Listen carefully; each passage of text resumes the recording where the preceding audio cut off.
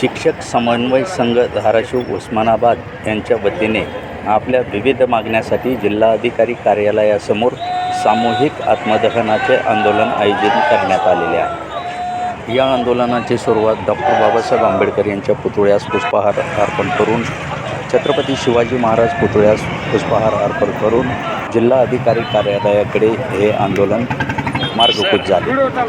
हे जे आंदोलन तुम्ही चालू केलेलं आहे हे कशा बाबतीत आहे?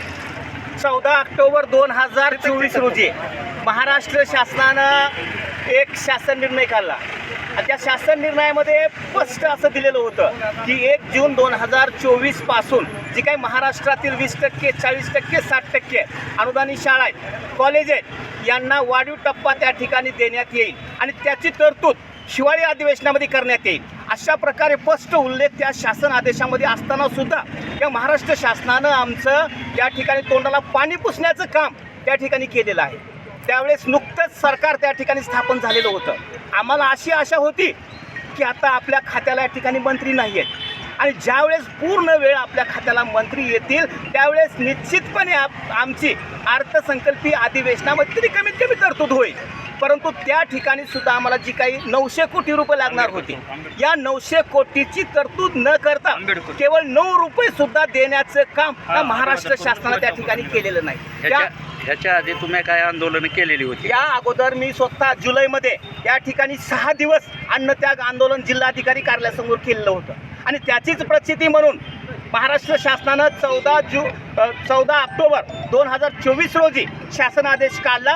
त्याची अंमलबजावणी त्या ठिकाणी होणं अपेक्षित होतं, परंतु त्याची अंमलबजावणी न झाल्यामुळं संपूर्ण महाराष्ट्रातील जिल्हाधिकारी कार्यालयासमोर हे आत्मदहन आंदोलन त्या ठिकाणी केलं जात आहे।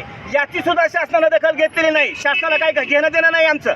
शिक्षक जरी मेला तर त्याला काय घेणं देणं नाही, कारण की रीतसरपणे त्यांना आम्हाला नोटीस देणं गरजेचं होतं, परंतु अद्यापर्यंत या ठिकाणी कुठल्याही शिक्षकाला जिल्हाधिकारी कार्यालय, SP कार्यालय या ठिकाणी नोटीस या ठिकाणी आलेला नाही। मी सर्वप्रथम या शासनाचा या ठिकाणी निषेध व्यक्त करतो आणि शासनाला जी काही आमची रास्त मागणी आहे, नियामक मागणी, ही मागणी या ठिकाणी मान्य करण्यासाठी आग्रहाची विनंती करतो। मी आप्पासाहेब शिरसाटे, झुंजार SC37 न्यूज उस्मानाबाद या चॅनलचा संपादक। विविध बातम्यांसाठी आणि आपल्या घडामोडीसाठी चॅनल लाईक करा, सबस्क्राईब करा, शेअर करा। धन्यवाद। पाहूया जिल्हाधिकारी कार्यालयासमोरील आंदोलनाची क्षणचित्र।